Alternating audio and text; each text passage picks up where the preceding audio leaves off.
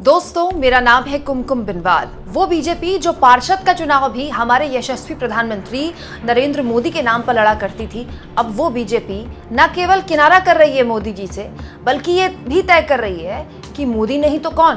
दोस्तों, ये बात केवल हवा हवाई या लफ्ज़बाजी की नहीं है।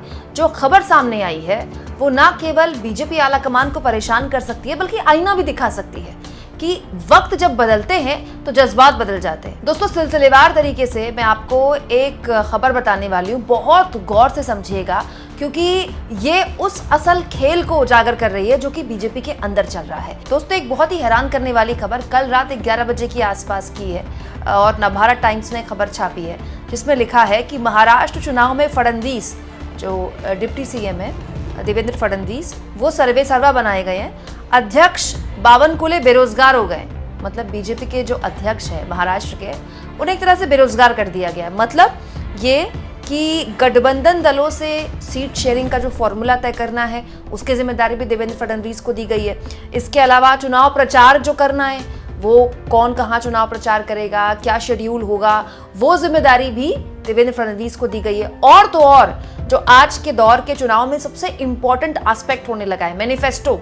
मतलब मैनिफेस्टो इतना इंपॉर्टेंट हो गया है कि पूरा का पूरा मैनिफेस्टो चुनाव पलट सकता है। और ये 2024 के लोकसभा इलेक्शन में हमने देखा है, जैसे ही कांग्रेस का मैनिफेस्टो आया तब से पूरी की पूरी बीजेपी में खलबली मच गई।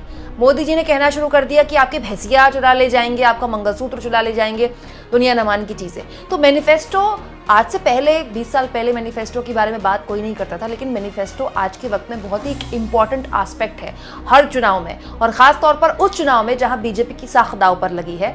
और मैनिफेस्टो की जिम्मेदारी भी देवेंद्र फडणवीस को दे दी गई है। तो बड़ा सवाल ये है दोस्तों कि मैनिफेस्टो देवेंद्र फडणवीस बनाएंगे, चुनाव प्रचार की जिम्मेदारी फडणवीस को है, और जो उम्मीदवारों का चयन है, जी हाँ, उम्मीदवारों का जो चयन है, किस इलाके से किस उम्मीदवार को टिकट दिया जाएगा, किस इलाके में किस उम्मीदवार का पलड़ा भारी है, किसका हल्का है, वो जिम्मेदारी भी देवेंद्र फडणवीस को दी गई है। तो फिर मोदी जी क्या करेंगे, अमित शाह जी क्या करेंगे?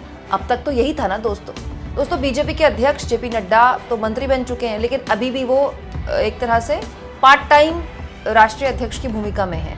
लेकिन सब जानते हैं कि बीजेपी के अंदर के, खासतौर पर जो मैनिफेस्टो को लेकर या उम्मीदवारों को लेकर जो फैसले हैं, या फिर कौन कहाँ प्रचार करेगा, या गठबंधन दलों को लेकर जो फैसले हैं, वो अमित शाह ही करते हैं, और वो बिना मोदी जी को बताए नहीं करते हैं। इसीलिए बीजेपी में जो नया आलाकमान है वो अमित शाह और मोदी को क्या कहा जाता है। बड़ा सवाल ये है दोस्तों कि सारे इंपॉर्टेंट काम अगर फडणवीस करेंगे तो मोदी जी क्या करेंगे। अब इसके पीछे की रणनीति मैं आपको बताती हूँ। दोस्तों, देवेंद्र फडणवीस वो शख्स हैं जिन्होंने महाराष्ट्र चुनाव में, जब लोकसभा चुनाव में महाराष्ट्र में बीजेपी की दुर्गति हुई, दोस्तों बीजेपी महाराष्ट्र में सिंगल डिजिट पर आकर रुक गई, बहुत खराब परफॉर्म किया बीजेपी ने महाराष्ट्र में। तो देवेंद्र फडणवीस ने इस्तीफे की पेशकश कर दी जिम्मेदारी लेते हुए। उस वक्त अमित शाह ने उनसे कहा कि आप इस्तीफा मत दीजिए, उनका इस्तीफा वापस मतलब स्वीकार नहीं किया गया, और देवेंद्र फडणवीस लगातार काम करते रहे। लेकिन ये बात बीजेपी के समझ में आ गई थी कि महाराष्ट्र में जितना मोदी जी प्रचार के लिए जाएंगे उतना नुकसान बीजेपी को होगा। और ये बात दोस्तों विरोधी भी समझ रहे हैं, क्योंकि देखिए ना, उद्धव ठाकरे महाराष्ट्र में प्रधानमंत्री मोदी को ललकार रहे हैं। दोस्तों, उद्धव ठाकरे ने कहा है कि पीएम को महाराष्ट्र में चुनाव प्रचार के लिए आना चाहिए, और ये भी कहा कि लोकसभा चुनाव में पीएम ने खूब पसीना बहाया है और वो दोबारा से ऐसा करें, मेहनत करें और महाराष्ट्र में प्रचार के लिए आए।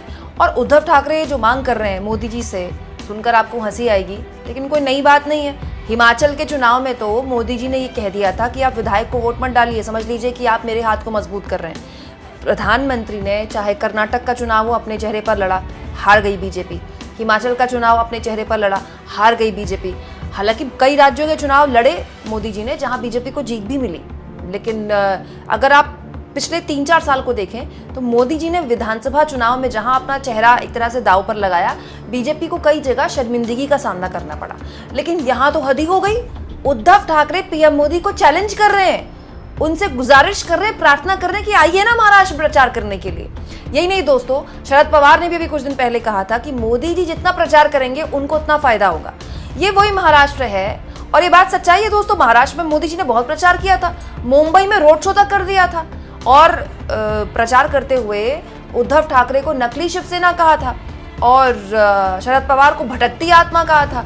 उसके बाद वहां किसकी आत्मा भटकी ये सब जानते हैं। तो बड़ा सवाल ये है दोस्तों कि महाराष्ट्र में बीजेपी अगर ये तय कर रही है कि देवेंद्र फडणवीस को आगे करके चुनाव लड़ा जाएगा, पार्टी के टिकट भी आप ही तय कीजिए, प्रचार भी आप ही कीजिए, गठबंधन के दलों से भी आप ही बात कीजिए, यहाँ तक कि प्रदेश के अध्यक्ष जो बीजेपी के प्रदेश अध्यक्ष हैं वो भी बेचारे, उनके हाथ में भी कोई जिम्मेदारी नहीं है। तो फिर मोदी और अमित शाह की रणनीति है या फिर मजबूरी है? सच्चाई ये है दोस्तों कि महाराष्ट्र एक ऐसा राज्य है जहां पर बीजेपी ने सब कुछ किया सत्ता में बने रहने के लिए, लेकिन उसका वो सब कुछ करना उसको सबसे ज़्यादा महंगा पड़ा। बीजेपी की हालत आज महाराष्ट्र में इतनी खराब है कि उसको ये भी नहीं पता है कि अब जब कुछ महीनों में महाराष्ट्र में चुनाव में चली जाएगा, पूरा का पूरा राज्य शुरू भी हो चुका है, महाराष्ट्र में एक तरह से सरगर्मियां शुरू हो चुकी हैं। बीजेपी को ये नहीं पता कि अजित पवार उसके साथ रहेंगे कि नहीं रहेंगे। संघ का दबाव पड़ रहा है कि अजित पवार को आप साइड कीजिए। खुद अजित पवार को लेकर भी चर्चाएं हाल के दिनों में शुरू हुई हैं कि अजित पवार खुद भी चाहते हैं कि वो चाचा शरद पवार के पास वापसी कर लें। इसके अलावा एकनाथ शिंदे की पार्टी के फ्रैक्शंस केंद्र में कैसे हैं वो कैबिनेट बंटवारे के टाइम पे दिख गए थे, आपको याद होगा। उन्होंने कहा था कि हमें कम कैबिनेट मिले, हम एक और डिजर्व करते हैं। तो एकनाथ शिंदे भले ही इस समय सरकार के मुखिया हों महाराष्ट्र में, लेकिन क्या वो आने वाली सरकार के मुखिया के तौर पर स्टैब्लिश किए जाएंगे, सीएम कैंडिडेट के तौर पर स्टैब्लिश किए जाएंगे? इसको लेकर अभी तक बीजेपी या फिर ये कह ले कि एनडीए पशुपेश में है। हालांकि सवाल ये कि महाआघाड़ी में भी क्या इस तरह का कन्फ्यूजन है? आप सवाल पूछेंगे और वाजिब सवाल है कि क्या गठबंधन में इस तरह का कन्फ्यूजन है। तो दोस्तों महाराष्ट्र में मुझे ऐसा नहीं लगता कि इंडिया गठबंधन, उद्धव ठाकरे, कांग्रेस और शरद पवार किसी सीएम कैंडिडेट के तौर पर चुनाव लड़ेंगे। सीएम कैंडिडेट महाराष्ट्र में कोई भी घोषित नहीं करेगा, मुझे ऐसा लगता है। लेकिन सच्चाई ये है कि अगर इंडिया गठबंधन की सरकार बनी तो उद्धव ठाकरे सबसे स्ट्रॉन्ग सीएम कैंडिडेट हैं। उनके साथ सिंपैथी है, जिस तरह से उनको नकली शिवसेना कहा गया या जिस तरह से उनकी पार्टी, उनकी पिता की बनाई हुई पार्टी उनसे छीन ली गई, तो उनके साथ महाराष्ट्र में सिंपैथी है। तो उसका महाराष्ट्र में जो मराठा आरक्षण को लेकर हाल के सालों में जो स्थितियां बनी और जिस तरह से बीजेपी के लिए मुश्किल खड़ी हुई, एनडीए सरकार के लिए मुश्किल खड़ी हुई महाराष्ट्र में, वो भी एक तरह से इंडिया गठबंधन के फायदे में जाती है महाराष्ट्र में।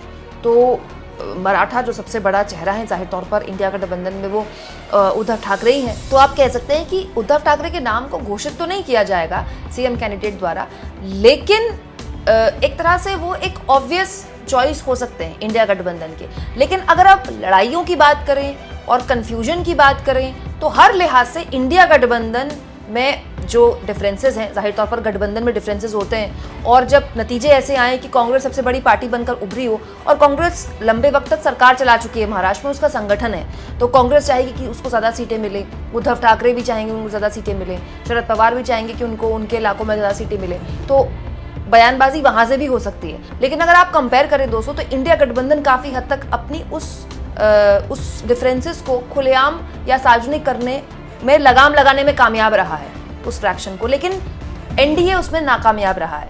तो बड़ा सवाल ये है कि मोदी के चेहरे पर चुनाव न लड़ने का जो फैसला है, क्या ये महाराष्ट्र तक ही सीमित रहेगा? मैं आपसे जानना चाहती हूँ, क्या मोदी के चेहरे में वो जादू है कि अगर वो हरियाणा में पार्टी का चेहरा बनते हैं तो वो हरियाणा में चुनाव जितवा दें? दोस्तों मुझे तो लगता है कि अगर हरियाणा में प्रधानमंत्री मोदी की रैलियां हुई तो वो कांग्रेस को फायदा पहुंचाएंगी, क्योंकि काफ़ी गुस्सा है न केवल बीजेपी को लेकर बल्कि खास तौर पर प्रधानमंत्री को लेकर हरियाणा के अंदर। तो बड़ा सवाल ये है कि ये दो राज्य हैं, जहां हरियाणा हम बात कर लें या महाराष्ट्र हम बात कर लें, हालांकि हरियाणा में इंडिया गठबंधन नहीं है, वहाँ कांग्रेस अपने दम पर चुनाव लड़ रही है और उसके साथ चुनौतियाँ वहाँ अलग तरह की हैं। बहुत फ्रैक्शंस हैं हरियाणा में, कुमारी शैलजा का गुट अलग है, भूपेंद्र सिंह हुड्डा का गुट अलग है, लेकिन सच्चाई ये है कि वहाँ लड़ाई बीजेपी और कांग्रेस के बीच ही होगी। और अगर मोदी जी वहाँ प्रचार करते हैं तो चाहे वो किसान आंदोलन हो या अग्निवीर को लेकर जो गुस्सा है, वो सीधा फायदा कांग्रेस को पहुंचाएगा। तो आप सोचिए वक्त और हालात कैसे बदल जाते हैं, कि जज्बात ऐसे बदल जाते हैं कि बीजेपी महाराष्ट्र जैसे इंपॉर्टेंट राज्य में देवेंद्र फडणवीस के कंधों पर जिम्मेदारी डाल दे और हरियाणा में तय न कर पाए कि मोदी जी के चेहरे पर चुनाव लड़ा जाएगा कि मुख्यमंत्री सैनी साहब के चेहरे पर चुनाव लड़ा जाएगा।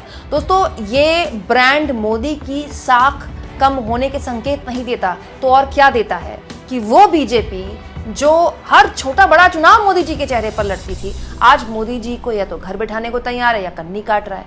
आप इस मुद्दे पर क्या सोचते हैं? कमेंट बॉक्स में जरूर लिखें और जितना हो सके दोस्तों चैनल को शेयर करें, सब्सक्राइब करें और थैंक्स और ज्वाइन, ये 2 ऑप्शंस हैं जिसके जरिए आर्थिक तौर पर भी आप चैनल के हाथ मजबूत कर सकते हैं।